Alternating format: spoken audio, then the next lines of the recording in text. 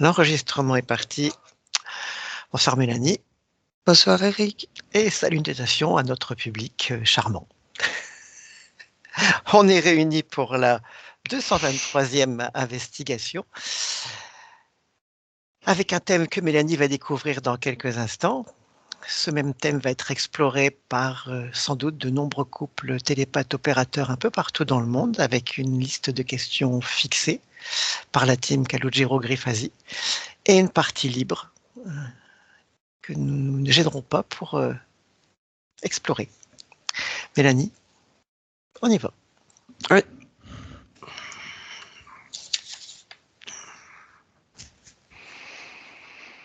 Respire profondément.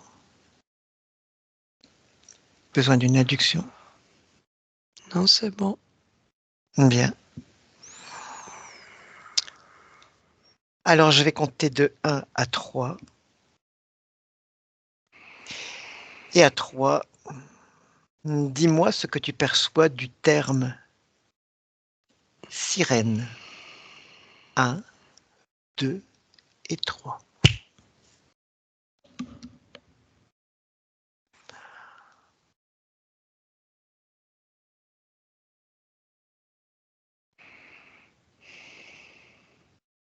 De l'eau.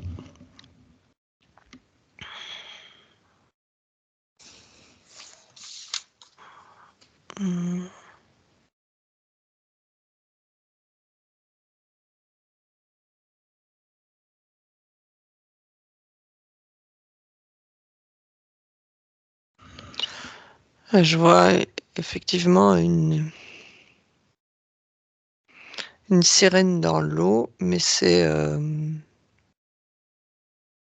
de la pierre. Ça bouge pas. C'est comme si c'était une statue en pierre. Ok. Est-ce que tu veux toucher cette statue?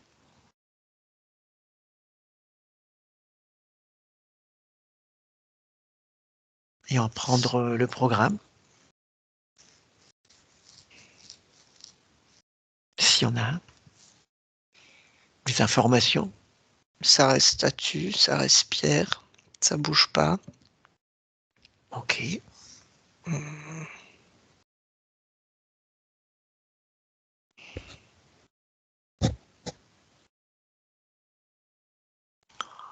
Mais derrière ça, il y a un bateau. Je suis dans le fond de la mer. Oui. Il y a un bateau. Donc un bateau qui a coulé ou un bateau? Ouais, un bateau échoué dans l'eau. Il a coulé. Il y a des coffres, il y a des choses, il y a des pièces d'or.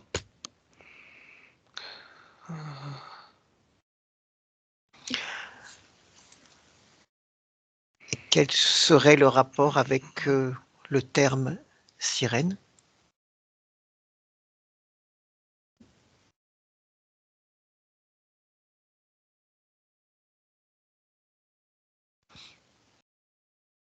Pourquoi est-ce qu'en te connectant au terme sirène, tu vois ce bateau au fond de l'eau?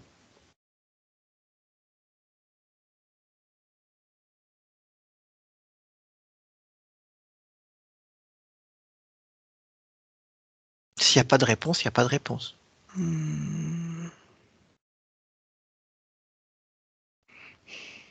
tout cas, pas de réponse immédiate.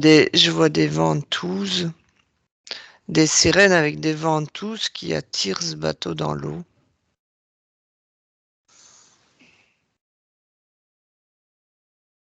C'est une sirène avec une énorme ventouse qui attire ce bateau dans l'eau, dans la profondeur. Ok. Et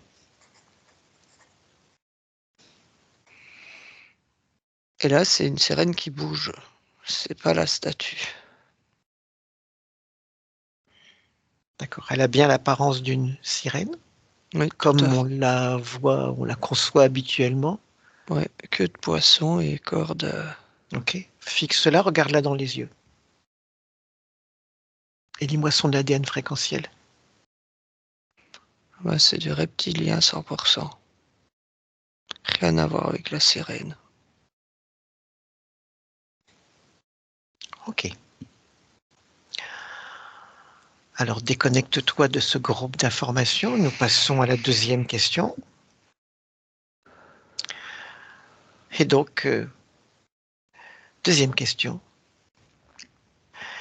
Les sirènes existent-elles ou ont-elles déjà existé? Que perçois-tu à ce sujet?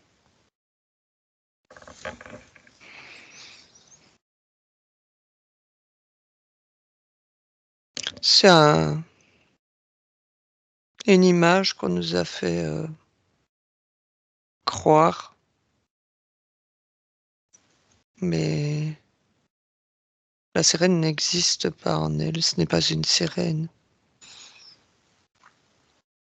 Ok. On a voulu nous faire croire que c'était une sirène. Ça n'existe pas. En tout À cas, pas. l'intérieur de la sirène, ça n'est pas une sirène. Oui. Pas sur ce que nous, on croit. On nous a D'accord. fait la petite sirène comme le Walt Disney. C'est pour enjoliver encore un système On de va y revenir plus manipulation. tard à ça. Mm.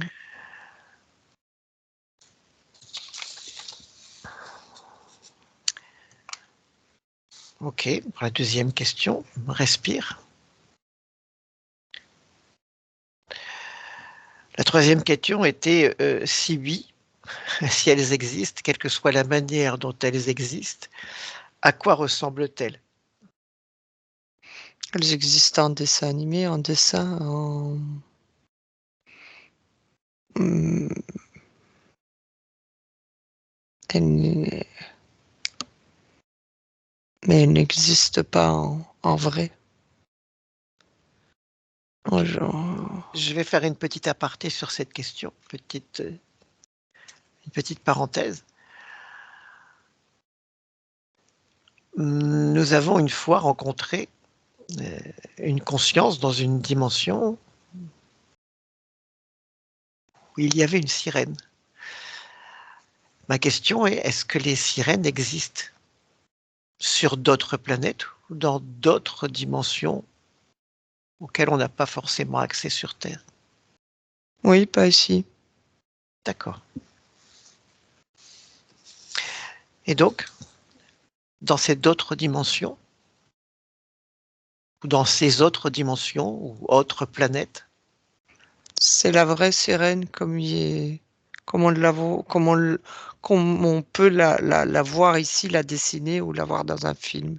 d'accord. C'est la même chose, c'est la même reproduction. Et donc, toujours sur ce thème, est-ce que ces animaux, ou ces créatures, pardon, ces consciences qui expérimentent l'état de sirène sur cette planète, est-ce qu'elles ont servi d'inspiration à ceux qui veulent nous faire croire aux sirènes sur Terre? Bien sûr. D'accord. Ils se sont basés de cette créature qui était jolie, attirante et étrange quand même.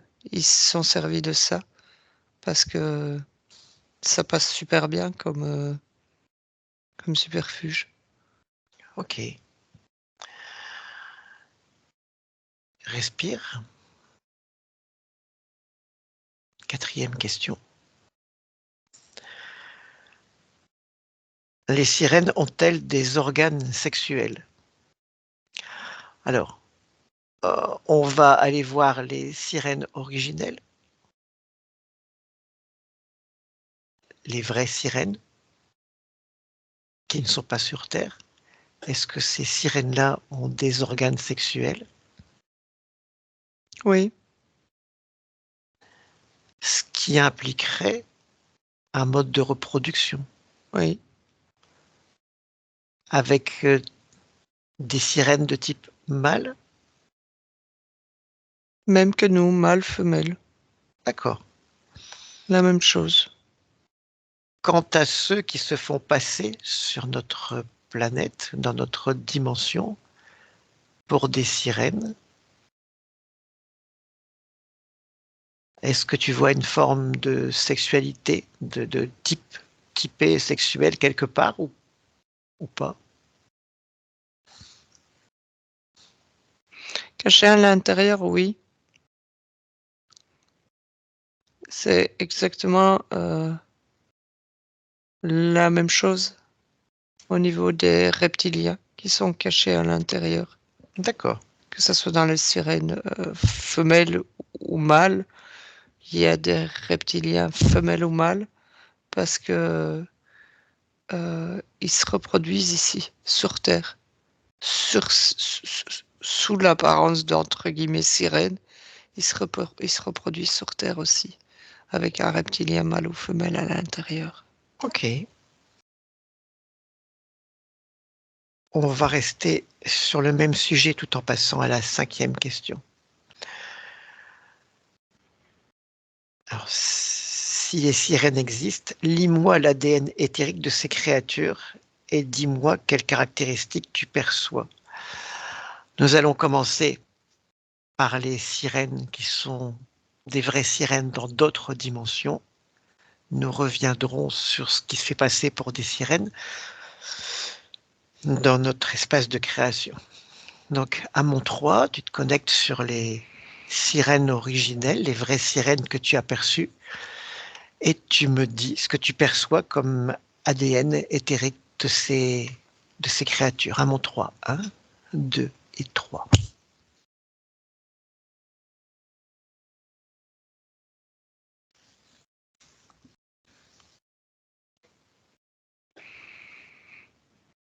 C'est un mélange vraiment entre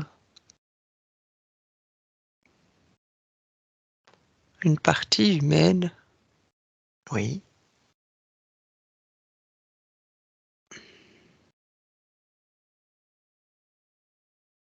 et ça reste du reptile. C'est du reptilien la queue. ok. C'est pas du poisson. Du reptilien C'est de aquatique. l'écaille, c'est de l'écaille, c'est du reptilien le bas. Ok. Quitte cette dimension, revenons sur Terre et sélectionne par exemple 3 sirènes ou 3 apparences qui sont passées pour des sirènes et lis-moi les caractéristiques de leur ADN éthérique. Reptilienne tous les trois. Le Ok. côté humain a disparu là. Il n'y a que du reptilien. Ok. C'est froid même.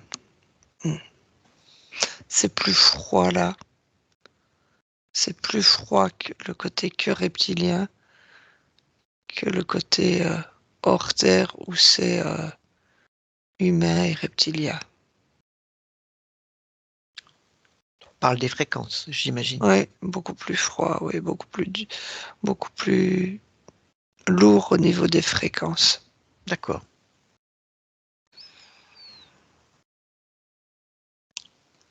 On passe à la 8e question. Oui, non, 6e question, pardon. Que je vais diviser encore en 2. La même question s'adressera aux deux espaces différents. Quelle est l'origine de ces créatures? Tu vas d'abord te brancher, te connecter aux vraies sirènes, entre guillemets. Tu me dis quand tu y es. Et que perçois-tu de leurs origines?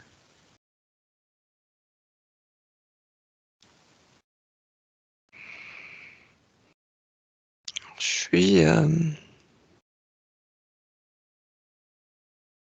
je suis dans l'eau, mais c'est bizarre parce que c'est pas l'océan.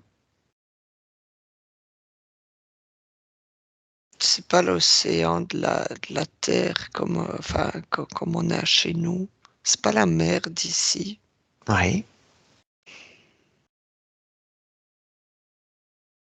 Je, J'ai du mal à le décrire parce que c'est pas du tout, c'est pas du tout comme ici. C'est comme si c'était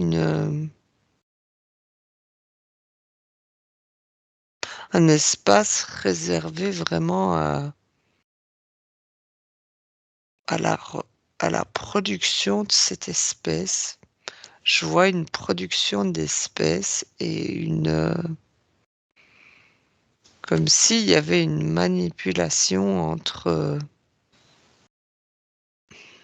Tu veux dire un bidouillage génétique? entre cette race, oui, entre l'humain et ce reptilien.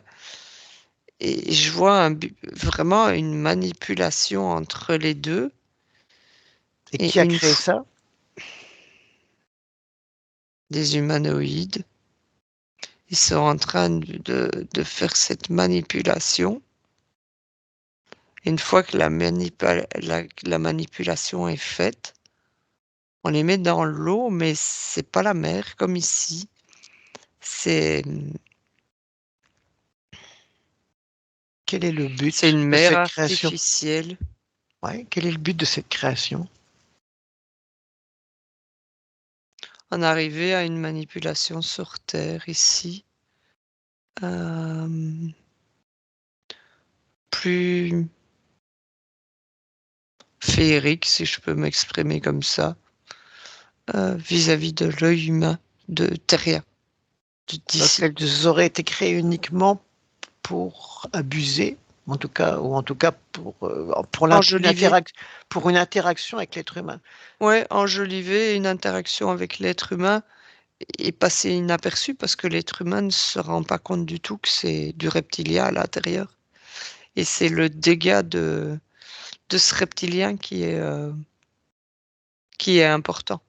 En tous Est-ce les cas, pour la manipulation qui a été faite. ouais, est-ce qu'il y a eu de ces créatures qui ont été importées sur Terre à un moment donné? Oui. Mmh. Et là, actuellement, tu n'en vois pas ou plus, puisque tu m'as dit que ce que tu avais vu, c'était du reptilien et de l'apparence, une illusion.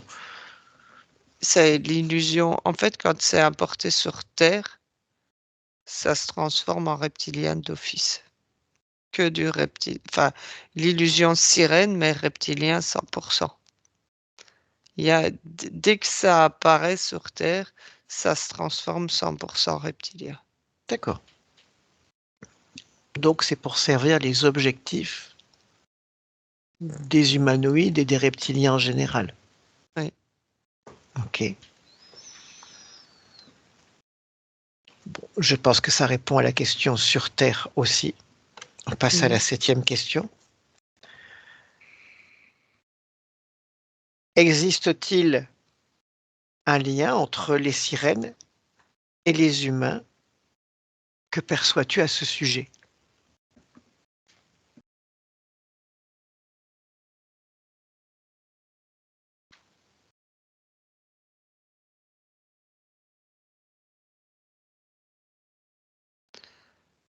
Pas avec tous les humains.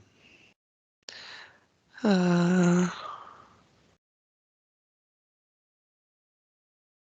c'est pas connecté avec tous les humains. Je vois des humains qui ont comme des vibrations en dessous des pieds et qui reçoivent comme, c'est pas des vibrations, c'est comme si c'était des petites, décharges électriques et ceux-là, ils sont en connexion en tous les cas avec ce qu'on croit, être sirène ici qui est reptilien. Il y a qu'une partie, c'est ceux qui ont les petites décharges électriques, sous les pieds. Est-ce que tu peux analyser ce lien? Ou en tout cas le lire? C'est ceux qui doivent être impactés par le programme reptilien des sirènes. Tout le monde n'est pas impacté par ça. C'est ceux qui D'accord. reçoivent les décharges en dessous des pieds. Voilà qui est C'est un intéressant. tiers de la population, plus ou moins. Ok. 8e question, respire.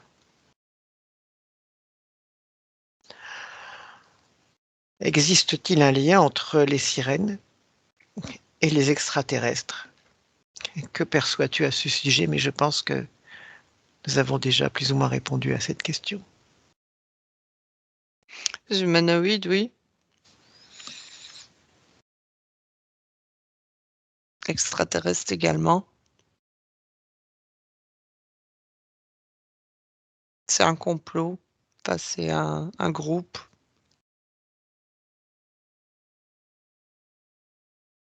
Un groupe qui a été formé pour la Ok, manipulation et la création. ok. Neuvième et dernière question du questionnaire fixe. Comment vivent ces créatures? Alors, on va diviser la chose en deux. On va aller voir ces créatures dans leur milieu de création originel, autre dimension ou autre planète. D'ailleurs, à ce propos, là où tu les vois créer, est-ce que tu vois une planète ou qu'est-ce que tu vois? Tiens. Je vois effectivement une planète qui est ronde. Euh, Si je vois notre Terre face à moi, je le vois dans le dessus, du côté gauche. Euh, Ok. Elle est très lumineuse tout autour, comme si, en fait, il n'y a pas de nuit là. C'est éclairé tout le temps. C'est une planète où il n'y a que le jour. La nuit n'existe pas. D'accord. Euh, et Et comment vivent ces créatures sur cette planète? bien. Euh, le- la production est très fluide. En fait, on dirait une planète sans conflit. Quelque chose où tout va bien, tout se passe bien, où c'est très lumineux, où c'est très fluide, Donc, dans leur univers de production, de lieu de vie originel, la vie est plutôt agréable oui, pour elles, c'est ça? oui, Ces créatures tout se passe hybrides. bien, tout est fait de manière naturelle. On voit vraiment qu'ils sont en train de travailler, mais que limite, il n'y a pas de bug, il n'y a rien. Tout est vraiment Et ça et fluide. lorsqu'elles sont importées ici, pour celles qui sont importées, Alors là, c'est là que ça devient difficile. C'est là que, waouh, niveau fréquentiel, ça, ça fait chute libre vers le bas. donc pour ces C'est, créatures, est-ce que c'est agréable, désagréable? c'est désagréable d'être ici. D'accord. C'est, euh, c'est horrible pour elles d'être ici. De, elles acceptent pas de faire ce qu'on veut leur faire faire. Elles sont pas bien ici sur Terre. C'est pas la même vibration que là-haut. C'est pour elles un choc trop violent. C'est horrible Intéressant. fréquentiellement. Ok.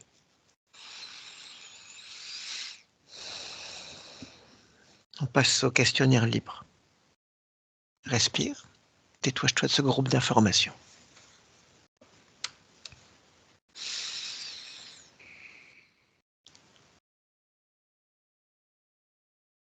Dans la mythologie grecque, lors de l'épopée d'Ulysse, elles sont représentées comme étant des êtres mi-femme, mi-oiseau, avec un corps d'oiseau et une tête de femme, ressemblant plus à ce qu'on appelle des chimères. Alors que les sirènes nordiques sont plutôt représentées comme des femmes mi-femme, mi-poisson. Que perçois-tu à ce sujet? Un aigle, avec des ailes énormes. Une plume qui vole, qui tombe sur le sol. Une bague à la patte gauche en or où il fait écrit XH235. Oui. Et effectivement,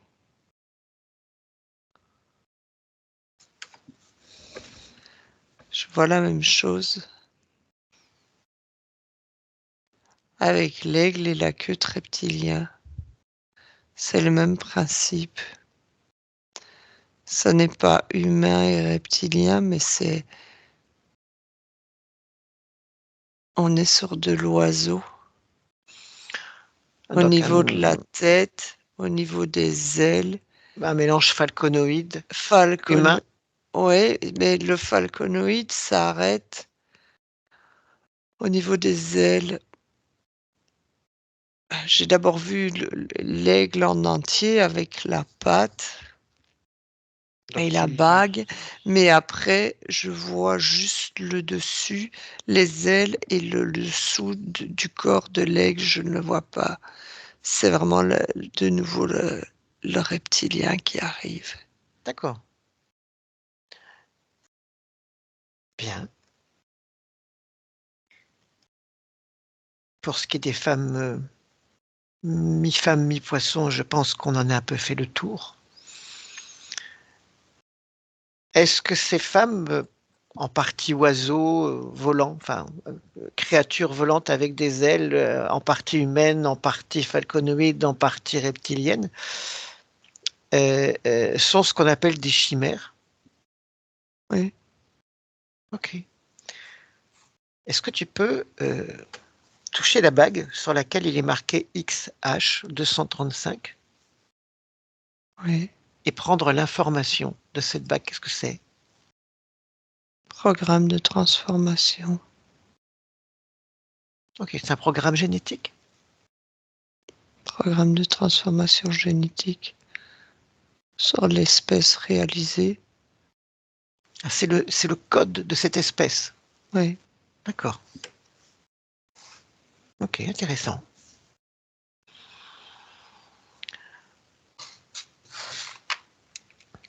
On change d'information, respire.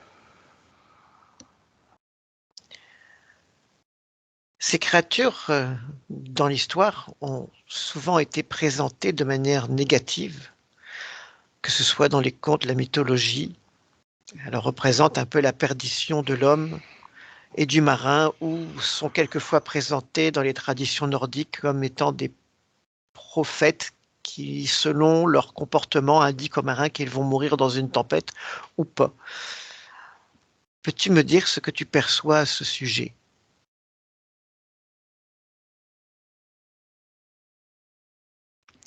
C'est en relation avec les fréquences basses de ce qu'elles dégagent et de ce qu'elles produisent. C'est pour ça que c'est lié à ce sentiment négatif.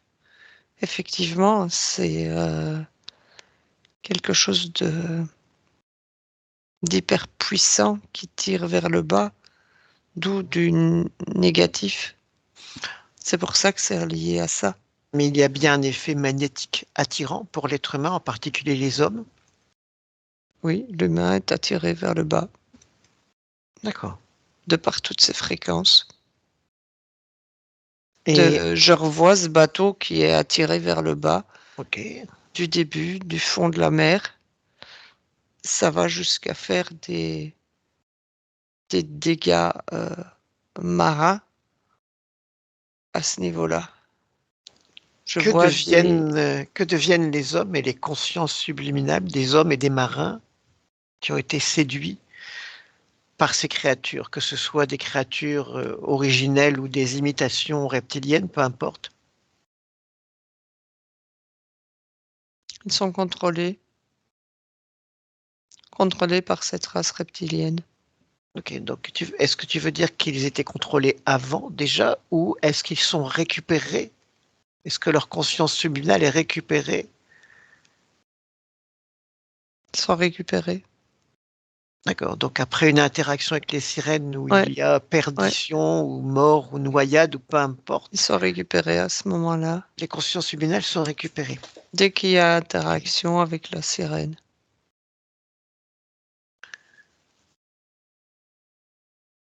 intéressant. Cicéron disait que ce n'était pas tant leur apparente douceur, celle de leur voix en tous les cas, ou de leur chant, qui retenait les navigateurs, mais plutôt leur savoir. Est-ce que ces créatures, à cheval entre notre monde et d'autres mondes, pouvaient réellement avoir un savoir qui attire l'être humain en plus du côté magnétique qu'elles pouvaient avoir? Est-ce qu'elles représentent quelque chose d'autre? Une réponse peut-être à des questions présentes dans chaque être humain? Qu'est-ce que tu perçois à ce sujet? Le côté magnétique est là, mais effectivement, il y a un côté de connaissance et de savoir au niveau de la pensée. Il y a quelque chose qui se passe au niveau interaction des pensées, des cerveaux, même au niveau télépathie. Il y a quelque chose qui se fait naturellement avec l'humain. Ça, c'est le propre des reptiliens, Oui, cette capacité télépathique. oui, Donc c'est présent chez les sirènes et l'humain peut percevoir peut-être cette potentialité. plus facilement. Plus facilement de cette race-là. Ok, C'est beaucoup plus perceptible, en tous les cas, par plus d'êtres humains, par une majorité. ok. Déconnecte-toi de ce groupe d'informations et nous allons aborder l'aspect sirène via des sujets d'actualité. Deux sujets. Le Gabon, en Afrique, semble être une terre de manifestation de sirènes. Que perçois-tu du Gabon et éventuellement des sirènes ou des manifestations prises pour des sirènes? Apparemment, c'est pas agréable. Je vois des destructions, justement, des choses. Je vois du sang. Je vois des flèches. Il les tue avec des, des, des pointes comme ça. Qui tue qui? Bah, c'est sirènes, mais qui sont reptiliennes aussi. Oui, mais qui tue qui? Est-ce que ce sont les sirènes qui tuent quelque chose ou quelque chose qui tue les sirènes? Les humains de là-bas ont capté le programme et les interférences que provoquaient ces sirènes. D'accord. Et il y a un combat entre eux qui est en train de se faire. Ça fait mal à la tête. C'est,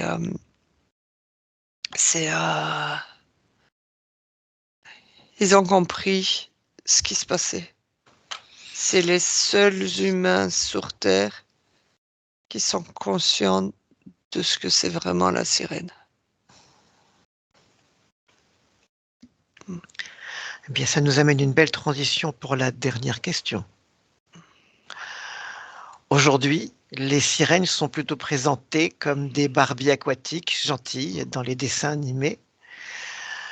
Quelle est, d'après ta perception, la raison de cette manière de présenter les sirènes? Ils essayent d'avoir un maximum d'enfants sous l'emprise. Pourquoi?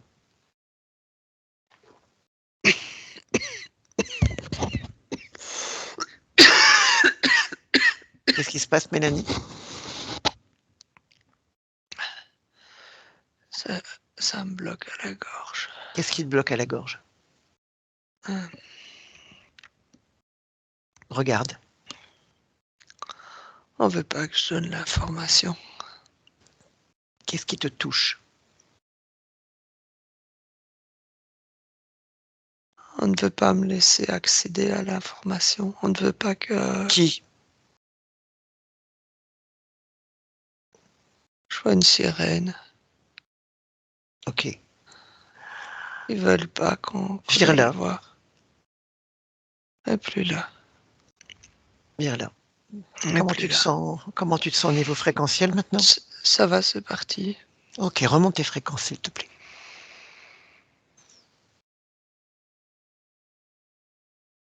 Ça va.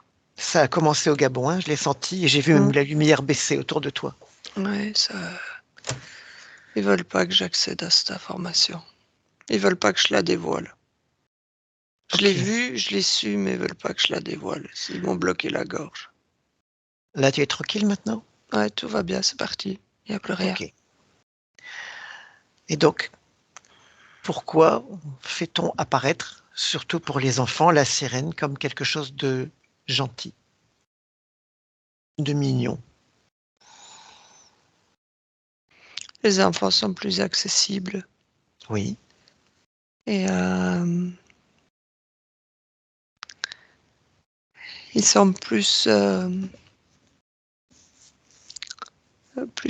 facilement touchés par le programme qu'ils veulent donner. Et tu peux lire ce programme? Destruction sur les enfants. Plus rapide. Quel type de destruction? À quel niveau? Maladie. Je vois des... Comment? Juste par des fréquences de perception de D'accord. certaines choses. En fait, les fréquences produites Des rayons, je vois des rayons. par ces dessins animés ou feuilletons ou films, les fréquences sont mauvaises pour l'être humain et les enfants tout particulièrement. Oui, je vois des rayons. Je vois des rayons très lumineux comme ça qui sont reliés de l'écran, que ce soit de TV ou de cinéma, aux yeux des enfants. Et ces rayons sont très,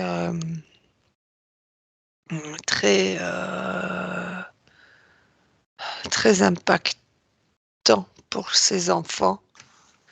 Et de par ça, il y a même des maladies qui se provoquent dans le corps des enfants et des choses qui peuvent être assez graves jusqu'à la mort.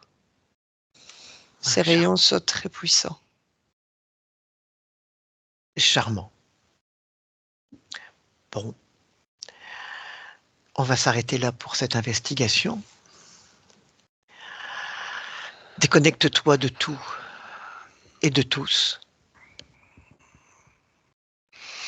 Seul dans ton espace et vérifie que tu es bien seul dans ton espace.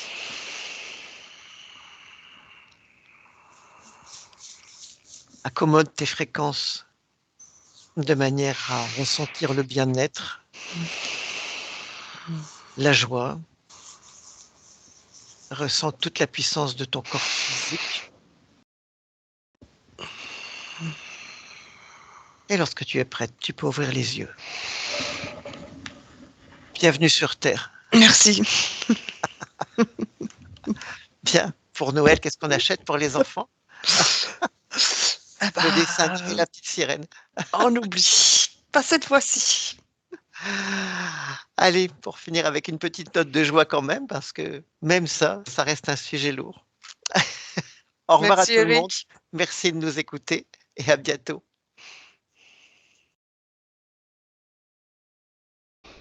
Benvenuto a questo nuovo video di Disclosures. Oggi parliamo della cosiddetta sessione di ipnosi investigativa. In realtà non esiste una sessione di ipnosi investigativa. Non che non si possa fare investigazione di ipnosi, però è che non esiste una sola sessione di ipnosi per dire si è fatta investigazione, per prendere quell'informazione come buona. Perché? Sappiamo intanto che l'informazione che arriva in ipnosi è molto contaminata. La percentuale di inquinamento dell'informazione è altissima. Pensate a questa informazione che viaggia per tantissime dimensioni, attraversa densità, passa per coscienze che volontariamente o involontariamente possono distorcerla. E poi arriva infine alla persona che sta in ipnosi, che ha una coscienza, ha una mente, ha un'esperienza e interpreta questa informazione secondo la sua struttura mentale, secondo le sue credenze, che per quanto si possa essere più o meno liberi mentalmente, liberi pensatori, sempre c'è una parte subliminale che interpreta in base all'educazione ricevuta, alla cultura e perché no, anche tutte le esperienze di esistenze passate che ancora lasciano un segno in noi. Per capirci, è come se dovessimo parlare con un'altra persona immersi nell'acqua, a qualche metro di distanza, cercando di utilizzare un mezzo, che è quello della corda vocale, che è fatto per produrre suoni da trasmettere nell'aria. Noi stiamo utilizzando questo strumento per far passare un'onda sonora nell'acqua o in un liquido. Chiaramente il suono viene completamente distorto, sempre ammesso che sia per il nostro corpo facile e non difficoltoso poterlo fare senza avere dei problemi come ingurgitare acqua o eccetera. Ma non solo. Supponiamo che per questo tipo di comunicazione utilizziamo anche due lingue diverse, per esempio un italiano e un russo o un giapponese. Per quanto possiamo anche interpretare il labiale, non possiamo capire quello che ci sta dicendo, perché la lingua è diversa. La lingua, diciamo, da dove parte l'informazione a dove arriva è completamente diversa, il codice, il linguaggio è diverso, ma possiamo anche cercare di capirci attraverso i gesti, attraverso le espressioni facciali. Per quanto sia ipoteticamente facile poterlo fare sott'acqua, però non dobbiamo dimenticare che l'acqua non è l'aria e può distorcere l'immagine, ma non solo. Dobbiamo anche pensare che l'altra persona, che parla un'altra lingua, che viene da un'altra cultura, potrebbe interpretare i segnali che noi interpretiamo come X in Y. Per noi un sì è abbassare la testa dall'alto verso il basso, per esempio, sì, e il no da sinistra verso destra, no. In alcuni paesi orientali, come le Filippine credo o qualcun altro, utilizzano esattamente gli stessi segni, ma al contrario. No, sì. Immaginate due persone di queste due culture che stanno cercando di comunicare in maniera così difficoltosa e alla fine non gli rimane altro che interpretare il linguaggio corporale. Sì, che per l'altro invece no. Cosa voglio dire con questo esempio estremo? Che l'informazione da dove parte a dove arriva viene completamente deformata. Non sappiamo esattamente quale percentuale perché ogni situazione è a sé stante, però la percentuale di inquinamento, di distorsione, di contaminazione di questa informazione è assolutamente alto. Quindi fare una sessione investigativa, mettere una persona in ipnosi e chiedere di Tizio Caio Sempronio di una situazione o chiedere certi dati è assolutamente controproducente, è assolutamente inutile. Quindi vi chiederete cosa fate allora voi quando fate ipnosi, quando fate delle domande, quando cercate delle risposte e con queste informazioni che vi arrivano lavorate sulla situazione esoterica del cliente. Beh, non facciamo altro che recuperare questa informazione solamente per arrivare al problema del cliente e poi lavorarci. Quindi Il valore dell'informazione non è quello di un'istruzione, quello di memorizzare dei dati e di prenderli per buoni, ma è un veicolo di movimento, di trasporto verso la causa del problema per poi lavorarci. Quindi lo scopo di questo tipo di informazione che si prende dalla singola sessione è completamente un altro. Come si fa quindi? Investigazione in ipnosi. Il lavoro non è semplice, il lavoro è lungo, difficoltoso, stancante. È necessario farlo anche in squadra perché bisogna moltiplicare il numero di sessioni da fare e una sola persona potrebbe farlo soltanto in un tempo estremamente largo. Noi abbiamo delle informazioni che prendiamo ormai per buone, ci lavoriamo, danno dei risultati e quindi per noi sono buone. E come abbiamo fatto ad avere queste informazioni?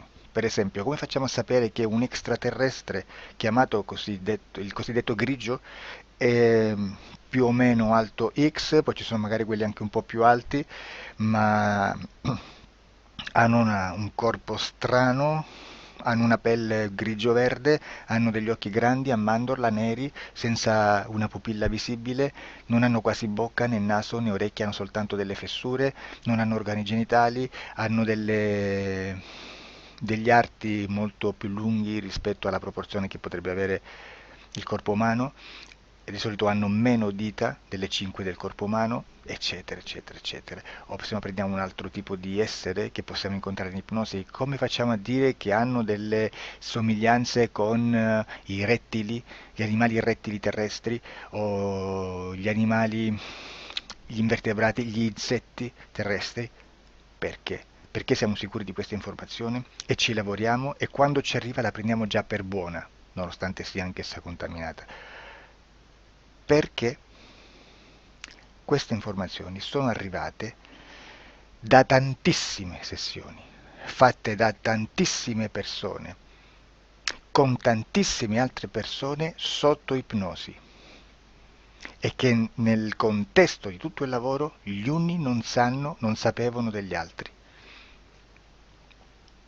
Questo dato può essere più o meno rilevante, sempre c'è contaminazione e quindi possiamo prendere per buono anche un gruppo di lavoro dove l'uno possa sapere dell'altro.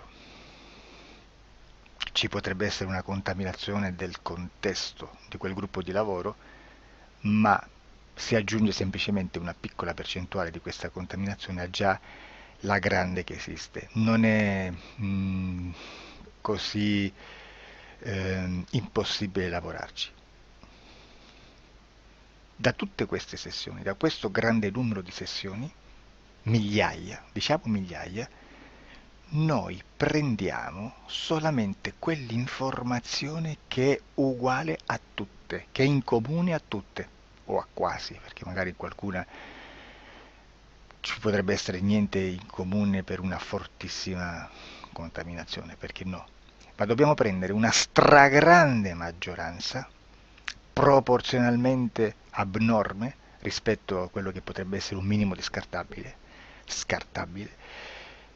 e lì possiamo prendere per buona questa informazione. Quindi se noi su 10.000 persone diverse, con operatori anche diversi, in cui in ogni sessione vediamo un essere che più o meno ha le stesse caratteristiche del grigio o dell'insettoide, a forma di mantide religiosa, o il rettile a forma di lucertola, per esempio, di serpente o di quello che sia, o se vediamo il pianeta Marte più o meno di colore rosso, o se vediamo dei sotterranei eterici, non fisici, nel sottosuolo terrestre, soprattutto sotto le grandi città, dove c'è concentrato molto potere, molta energia di questo tipo, e che più ne hai più ne metta.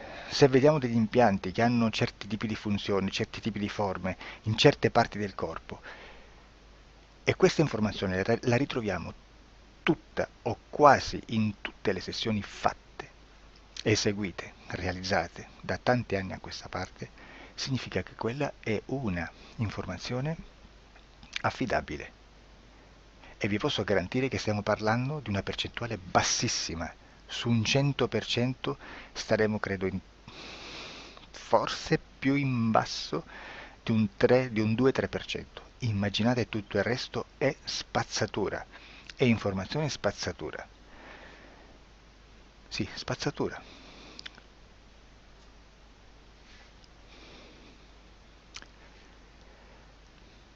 C'è anche un'altra cosa da dire. Supponiamo che un operatore faccia un'ipnosi e voglia andare a vedere cosa fa Tizio, cosa fa Caio, cosa fa Sempronio.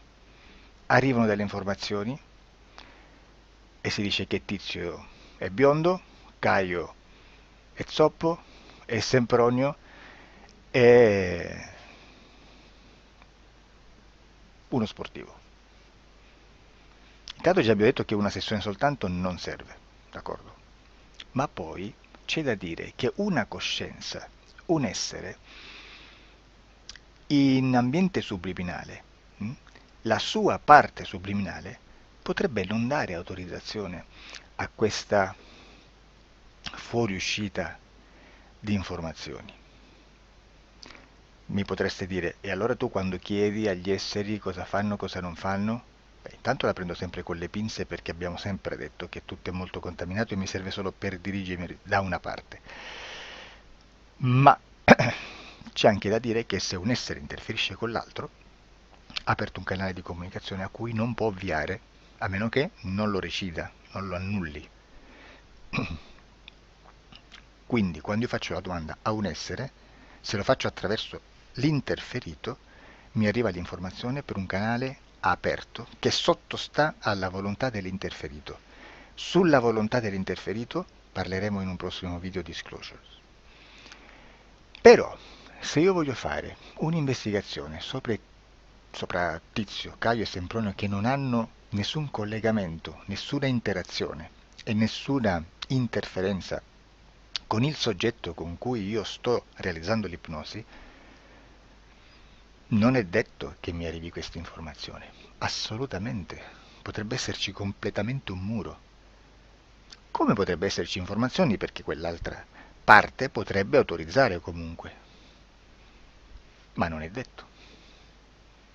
E comunque quando ci arrivano informazioni, in una situazione di non interferenza o non interazione, non possiamo sapere esattamente se sono informazioni che ha autorizzato la parte subliminale dell'altra persona o dell'altro essere, o qualche altro essere, qualche altra entità furba, approfitta della situazione, osserva quello che sta succedendo, si mette in mezzo, si fa passare per l'altro e dà informazioni, ovviamente distorte, prima perché poi non è detto che debba conoscerle, e anche se fosse potrebbe manipolarle a sua volontà e a suo vantaggio.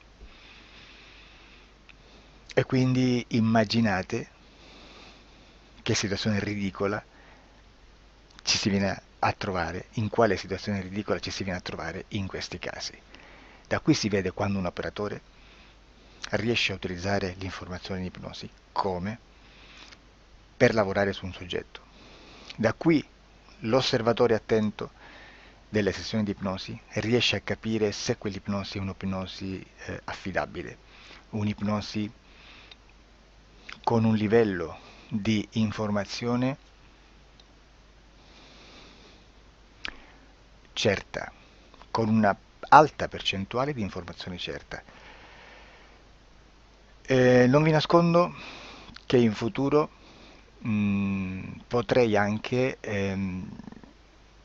impostare un lavoro per decifrare che livello di certezza di informazione c'è in un'ipnosi, analizzandola e spiegando il perché, spiegando i meccanismi di analisi di un'informazione in ipnosi, che poi anche è molto istintivo.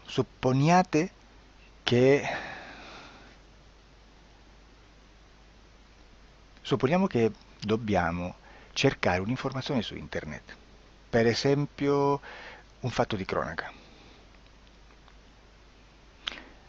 Voi preferite mettervi su un sito ufficiale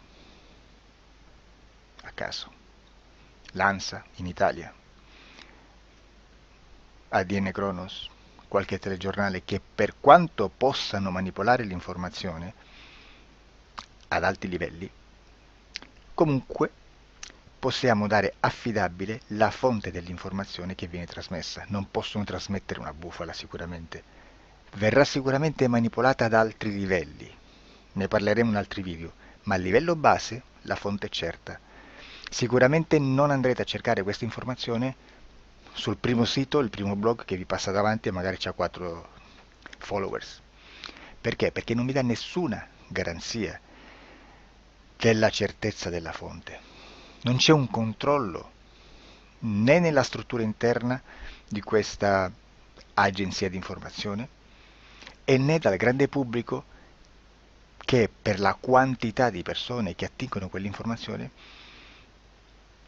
si può dedurre se l'informazione è certa o meno, perché è un'informazione che passa in un pubblico così vasto che se ci dovesse essere una distorsione con la realtà è molto probabile che venga fuori.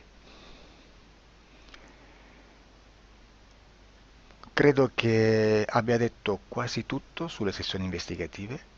Prima di chiudere aggiungo che proprio per questo stiamo conducendo dei cicli di investigazione in ipnosi regressiva che comprendono tante sessioni con persone diverse, con una buona o eccellente suscettibilità ipnotica sicuramente, per poter indagare su spazi ristretti su alcuni temi. Perché dico spazi ristretti? Perché se andiamo a prendere eventi grandi nel tempo, nello spazio, storici, parlare di qualcosa di molto generico implica una quantità di sessioni abnorme. Immaginate se dovessimo fare una sessione investigativa sui buchi neri, quanta informazione ci sarebbe e quante informazioni da filtrare. Sarebbe quasi impossibile farlo in questa maniera. Ma se noi riduciamo lo spazio di investigazione, se noi prendiamo per esempio, investighiamo sulla pedofilia nella Chiesa Cattolica, ecco, se già restringiamo il campo d'azione è molto più facile che possiamo attingere informazioni affidabili, presuntamente affidabili, con un numero di sessioni sicuramente alte, ma ridotte rispetto ad altri tipi di sessioni molto più generiche, su temi molto più generici.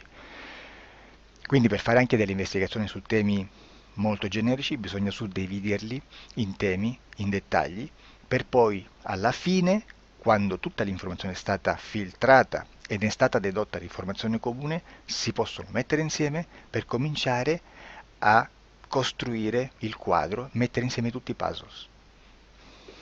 Questo è il vero senso dell'informazione in ipnosi, quando si fa ipnosi investigativa. La sessione per risolvere una problematica, un problema, con una presunta origine esoterica di un cliente, di una persona, è un'altra cosa, sono altri metodi, altre tecniche e l'informazione si usa in un'altra maniera, ha un altro scopo. Grazie, ci vediamo al prossimo video. Disclosure.